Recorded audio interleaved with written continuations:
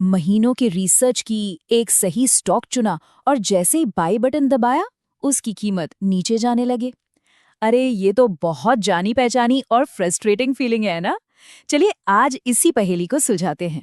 ये एक बहुत ही कॉमन फीलिंग है। ऐसा लगता है जैसे ही स्टॉक खरीदा, पूरी की पूरी मार्केट जैसे खिलाफ हो गई। मानो वो स्टॉक बस इसी बात का इंतजार कर रहा था कि कोई उसमें पैसे लगाए और वो गिरना शुरू कर दे। और फिर जिसका डर था वही होता है, कीमत तुरंत नीचे। ऐसा लगता है जैसे कोई मजाक चल रहा हो, लेकिन इसके पीछे कुछ असली वजह हैं और आज हम उन्हीं को समझने वाले हैं। तो ये जो एक डूबने वाली, एक सिंकिंग फीलिंग आती है, यकीन मानिए ये किसी एक के साथ नहीं होता। और अच्छी खबर ये है कि ये कोई किस्मत का खेल नहीं है। इसके पीछे कुछ ठोस कारण हैं जिन्हें समझना बहुत जरूरी है। तो चलिए आज इस गुत्थी को सुलझाते हैं। देखिए, स्टॉक किसी के खरीदने की वजह से नहीं गिरते, वो गिरते हैं बाजार के कुछ बुनियादी सिद्धांतों की वजह से। आइए एक एक करके देखते हैं कि वो क्या हैं। पहला और शायद सबसे बड़ा कारण अक्सर होता ये है कि जब तक कोई अच्छी खबर हम जैसे आम निवेशकों तक पहुंचती है, तब तक वो बाजार के लिए पुरानी खबर बन चुकी होती है। इस विजुअल से पूरी कहानी साफ हो जाती है। सोचिए, जब किसी कंपनी की कोई अच्छी खबर मीडिया और सोशल मीडिया पर आती है, तो रिटेल इन्वेस्टर्स उसे खरीदने के लिए दौड़ पड़ते हैं। लेकिन असल में वो उस पहाड़ की चोटी पर पहुंच रहे होते हैं जहां से स्मार्ट और शुरुआती निवेशक अपना प्रॉफिट बुक करके, मतलब शेयर बेचकर निकल रहे होते हैं। अब आते हैं दूसरे पॉइंट पर, जो कि बहुत जरूरी है। शेयर बाजार आज की खबरों पर नहीं बल्कि आने वाले कल की उम्मीदों पर चलता है। कीमत किसी घटना के होने से पहले ही उस पर रिएक्ट कर चुकी होती है।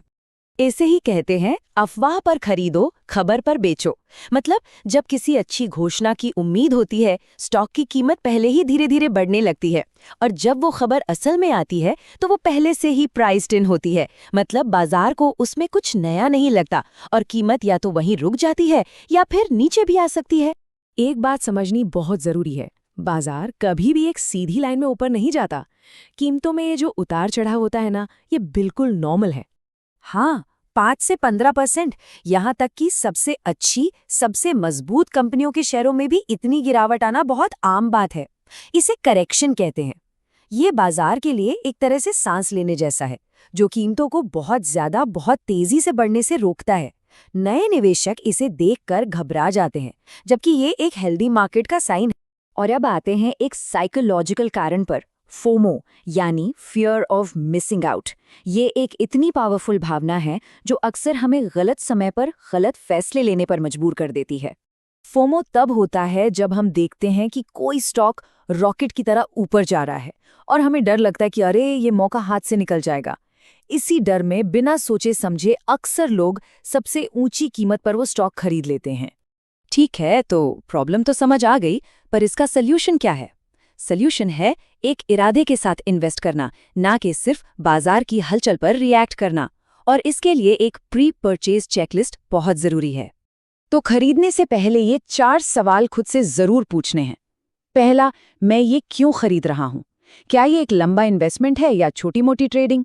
दूसरा, वैल्यूएशन देखिए, मतलब सिर्फ शेयर की कीमत नहीं बल्कि ये भी देखिए कि क्या कंपनी अपनी कमाई के हिसाब से सही दाम पर मिल रही है।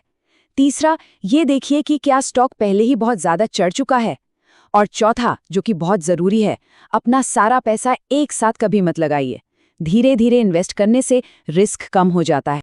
चलो मान लेते हैं कि पूरी चेकलिस्ट फॉलो करके स्टॉक खरीद भी लिया, पर क्या काम यहाँ खत्म हो गया? नहीं, असली अनुशासन का इम्तिहान तो अब शुरू होता है, खासकर जब बाजार में उतार चढ़ाव हो।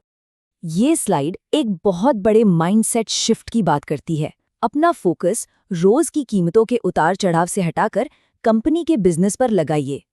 क्या कंपनी की सेल्स बढ़ रही हैं? क्या उसका प्रॉफिट ठीक है? अगर कंपनी के फंडामेंटल्स मजबूत हैं, तो कीमत में टेम्पररी गिरावट एक मौका हो सकती है, प्रॉब्लम नहीं। खरीदने के बाद इन 3 बातों को गांठ बांध लेना चाहिए। पहला, सब्र रखें। एक अच्छे इन्वेस्टमेंट को बढ़ने में वक्त लगता है, ठीक वैसे ही जैसे एक छोटे पौधे को पेड़ बनने में। दूसरा, खरीदने से पहले ही अपना एग्जिट प्लान तैयार रखें कि कब और क्यों बेचना है। और तीसरा, किसी एक शेयर के उतार चढ़ाव पर बहुत ज्यादा ध्यान न दें।